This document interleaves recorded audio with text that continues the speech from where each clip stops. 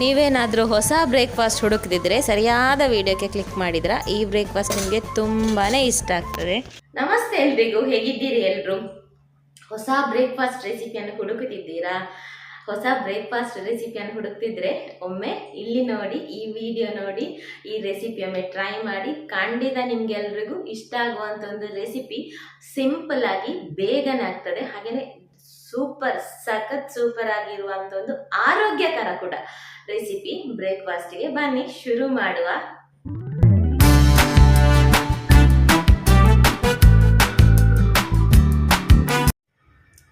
ಮೊದಲಿಗೆ ಇಲ್ಲೊಂದು ಬಾಣಲೆಯನ್ನು ತಗೊಳ್ಳುವ.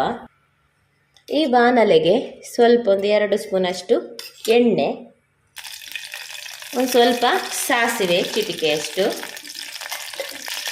ಒಂದು ಅರ್ಧ ಚಮಚದಷ್ಟು ಉದ್ದಿನಬೇಳೆ, ಸಾಸಿವೆ ಸಿಡಿದ ನಂತರ ಒಂದು ಸ್ವಲ್ಪ ಬೆಳ್ಳುಳ್ಳಿಯನ್ನು ಸಣ್ಣದಾಗಿ ಕಟ್ ಮಾಡಿಕೊಂಡು ಹಾಕುವ. ಹಾಗೇನೊಂದು 2 ಕಾಯಿಮೆಣಸು, ಬೆಳ್ಳುಳ್ಳಿ ಒಂದು 7-8 ಹೆಸರನ್ನು ಸಣ್ಣದಾಗಿ ಸ್ಲೈಸ್ ಮಾಡಿ ಸಣ್ಣದಾಗಿ ಕಟ್ ಮಾಡಿ ಹಾಕಿದರೆ ಆಯಿತು. ಸ್ವಲ್ಪ ಫ್ರೈ ಆಗುವಾಗ ಇದಕ್ಕೆ ಒಂದು ಮೀಡಿಯಮ್ ಸೈಜಿದು ಈರುಳ್ಳಿ ಸಾಫ್ಟ್ ಆಗೋಕ್ಕೆ ಸ್ವಲ್ಪ ಉಪ್ಪು. ಈರುಳ್ಳಿ ಸ್ವಲ್ಪ ಸಾಫ್ಟ್ ಆದಮೇಲೆ ಒಂದು ಸಣ್ಣದು ಟೊಮೆಟೊ. ಈಗ ಟೊಮೆಟೊ ಸ್ವಲ್ಪ ಸಾಫ್ಟ್ ಆದ ನಂತರ ಸಣ್ಣಗೆ ಕಟ್ ಮಾಡಿದ ಒಂದು ಕ್ಯಾರೆಟ್. ನಾನಿಲ್ಲಿ ಸಣ್ಣದೊಂದು ಕ್ಯಾರೆಟ್ ತಗೊಂಡಿದ್ದೇನೆ. ದೊಡ್ಡದಾದ ಒಂದು ಅರ್ಧ ಹಾಕ್ಕೊಳ್ಳಿ.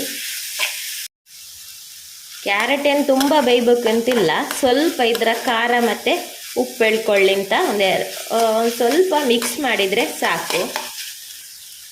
ಈಗ ಒಂದು ಸ್ವಲ್ಪ ಕ್ಯಾಪ್ಸಿಕಮ್ಮು, ನಾನಿಲ್ಲೊಂದು ಕ್ಯಾಪ್ಸಿಕಮ್ನ 1/4 ಭಾಗದಷ್ಟು ಹಾಕಿದ್ದೇನೆ. ಕ್ಯಾಪ್ಸಿಕಮ್ ಹಾಕಿ ಜಸ್ಟ್ ಒಂದು ಮಿಕ್ಸ್ ಕೊಟ್ಟರೆ ಸಾಕು. ನಂತರ ಈಗ ಸ್ವಲ್ಪ ಒಂದು ಚಿಟಿಕೆಯಷ್ಟು ಅರಶಿನ. ಈಗ ನೋಡಿಲಿ ಅರ್ಧ ಕಪ್ಪಷ್ಟು ಪನ್ನೀರ್ ತಗೊಂಡಿದ್ದೇನೆ. ಪನ್ನೀರನ್ನು ಹಾಕಿ ಮಿಕ್ಸ್ ಮಾಡುವ. ಪನ್ನೀರನ್ನು ಪುಡಿ ಮಾಡಿ ತಗೊಂಡ್ರೆ ಆಯಿತು. ಪನ್ನೀರ್ ಹಾಕಿ ಸ್ವಲ್ಪ ಒಂದು ಮಿಕ್ಸ್ ಕೊಟ್ಟು ಗ್ಯಾಸನ್ನು ಆಫ್ ಮಾಡುವ. ಸ್ವಲ್ಪ ಇದು ತಣ್ಣಗೆ ಆಗಲಿ. ಈಗ ಇಲ್ಲಿ ಒಂದು ಪಾತ್ರೆಗೆ ಇಲ್ಲಿ 1 ಕಪ್ಪಷ್ಟು ಗೋಧಿ ಹಿಟ್ಟು ತಗೊಂಡಿದ್ದೇನೆ. ಅದಕ್ಕೆ ಸ್ವಲ್ಪ ಮಸಾಲೆಗೆ ಹಾಕಿದ್ದೇವೆ. ಈ ಗೋಧಿ ಹಿಟ್ಟಿಗೆ ಎಷ್ಟು ಬೇಕು ಅಷ್ಟು ಮಾತ್ರ ಸ್ವಲ್ಪ ಚಿಟಿಕೆಯಷ್ಟು ಉಪ್ಪು ಹಾಕುವ. ನೆಕ್ಸ್ಟ್ ಸ್ವಲ್ಪನೇ ನೀರು ಹಾಕ್ಕೊಂಡಿದ್ದನ್ನು ಕಲಸುವ. ಸ್ವಲ್ಪ ದಪ್ಪವಾಗಿಯೇ ಕಲಸುವ, ತುಂಬ ನೀರು ಬೇಡ. ಸ್ವಲ್ಪನೇ ನೀರು ಹಾಕ್ಕೊಂಡು ಕಲಸಿದ್ರೆ ಆಯಿತು.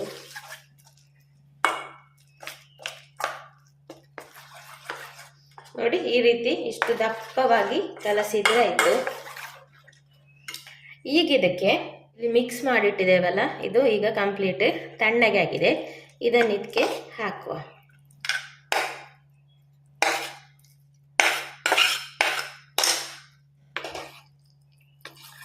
ಹಾಕ್ಕೊಂಡು ಮಿಕ್ಸ್ ಮಾಡುವ. ನೆಕ್ಸ್ಟ್ ಸ್ವಲ್ಪ ಕೊತ್ತಂಬರಿ ಸೊಪ್ಪು, ಹಾಗೆಯೇ ಸ್ವಲ್ಪ ಚಿಲ್ಲಿ ಫ್ಲೇಕ್ಸ್ ಆಪ್ಷನಲ್, ಹಾಕಲೇಬೇಕು ಅಂತಿಲ್ಲ. ಮಧ್ಯೆ ಖಾರ ಸಿಕ್ಕಿದ್ರೆ ಒಳ್ಳೆಯದಾಗ್ತದೆ, ಬೇಕಾದರೆ ಹಾಕ್ಬೋದು. ಈಗ ಇಲ್ಲಿ ಒಂದು ತವ ಬಿಸಿಯಾಗಲಿಕ್ಕೆ ಇಟ್ಟಿದ್ದೇನೆ. ತವದಲ್ಲಿ ಕೂಡ ಹಾಕ್ಬೋದು, ಬಾಣಲೆಯಲ್ಲಿ ಕೂಡ ಹಾಕ್ಬೋದು. ಹಾಗೆಯೇ ಸ್ವಲ್ಪ ತುಪ್ಪ ಹಾಕ್ತಿದ್ದೇನೆ. ತುಪ್ಪ, ಬೆಣ್ಣೆ, ಎಣ್ಣೆ ಯಾವುದು ಬೇಕಾದರೂ ಹಾಕ್ಬೋದು. ಹೀಗಿದನ್ನು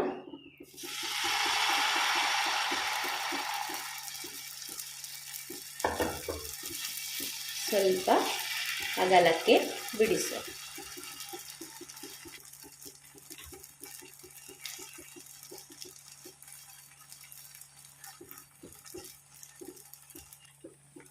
ಮುಚ್ಚಳ ಮುಚ್ಚಿ ಬೇಯಿಸುವ. ಒಂದು ಸೈಡ್ ಫ್ರೈ ಆದಮೇಲೆ ಮೇಲಿಂದ ಸ್ವಲ್ಪ ತುಪ್ಪ ಅಥವಾ ಎಣ್ಣೆ ಯಾವುದಾದ್ರೂ ಹಾಕ್ಕೊಂಡು ಟರ್ನ್ ಮಾಡಿ ಹಾಕಿ ಇನ್ನೊಂದು ಸೈಡ್ ಕೂಡ ಬೇಯಿಸುವ. ಈಗ ಇದು ರೆಡಿ ಆಯಿತು ನೋಡಿ. ನಾನು ಆಚೆ ಸೈಡ್ ಈ ಥರ ಪ್ಯಾನಲ್ಲಿ ಕೂಡ ಮಾಡ್ತಾ ಇದ್ದೇನೆ ನೋಡಿ.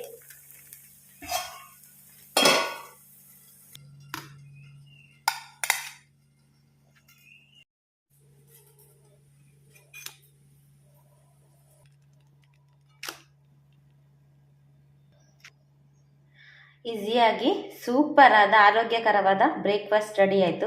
ಇದನ್ನು ತಿನ್ನಲಿಕ್ಕೆ ಚಟ್ನಿ ಸಾಂಬಾರ್ ಎಂತ ಕೂಡ ಬೇಡ, ಹಾಗೇನೆ ತಿನ್ಬೋದು, ಅಷ್ಟೊಂದು ಟೇಸ್ಟಿಯಾಗಿರ್ತದೆ. ನೋಡ್ಲಿಕ್ಕೂ ನೋಡಿ ನೋಡ್ಲಿಕ್ಕೆ ಒಂಥರ ಅಟ್ರಾಕ್ಷನ್ ಇದೆ ಅಲ್ವಾ. ರೌಂಡ್ ದೋಸೆ ಥರನೇ ಕೊಟ್ಟರೆ ಇದು ದೋಸೆನಂತ ಹೇಳ್ತಾರಲ್ಲ, ಹಾಗಾಗಿ ಈ ರೀತಿ ನೋಡಿ 1-2-3 ದೋಸೆ ಮಾಡಿ ಈ ರೀತಿ ಮೇಲೆ ಹಾಕಿ ಈ ರೀತಿ ಕಟ್ ಮಾಡಿ ಕೊಡ್ಬೋದು ನೋಡಿ. ಫುಲ್ ಆಫ್ ವೆಜಿಟೇಬಲ್ಸ್ ಹಾಗೆಯೇ ಗೋಧಿ ಹಿಟ್ಟು, ಆರೋಗ್ಯಕರವಾದೊಂದು ಬ್ರೇಕ್ಫಾಸ್ಟ್. ನೋಡಿ ನಾನೀಗ ಎಲ್ಲವನ್ನು ಕಟ್ ಮಾಡಿದ್ದೇನೆ ನೋಡಿ, ನೋಡ್ಲಿಕ್ಕೂ ಹೇಗೆ ಅಟ್ರಾಕ್ಷನ್ ಆಗಿದೆ ಅಂತ. ಈಗ ಟೇಸ್ಟ್ ನೋಡುವ.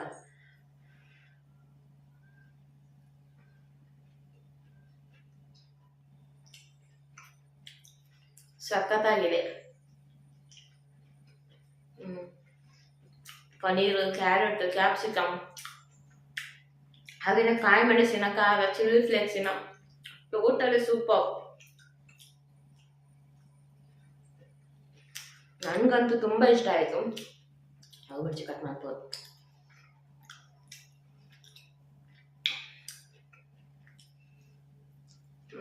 ನಾನು ತಿನ್ನುವ ಅವಳಿಗೆ ಗೊತ್ತಾಗಿರ್ಬೋದು ಎಷ್ಟು ಟೇಸ್ಟಿಯಾಗಿ ಆಗಿದೆ ಅಂತ. ನಿಜವಾಗ್ಲೂ ತುಂಬ ಟೇಸ್ಟಿಯಾಗಿದೆ. ಆಯ್ತಾಗದೆ ಹೊಸ ಬ್ರೇಕ್ಫಾಸ್ಟ್ ಅಂತ ಅಂದ್ಕೊಳ್ತೇನೆ. ಇಷ್ಟ ಆಗಿದೆ ಅಂತ ಕೂಡ ಅಂದ್ಕೊಳ್ತೇನೆ. ಇಷ್ಟ ಆಗಿದ್ರೆ ಒಂದು ಲೈಕ್ ಮಾಡಿ. ನಾನಿನ್ನು ಸಿಗ್ತೇನೆ ಮುಂದಿನ ವಿಡಿಯೋದಲ್ಲಿ. ಅಷ್ಟರ ತನಕ take care, bye. Thanks for watching.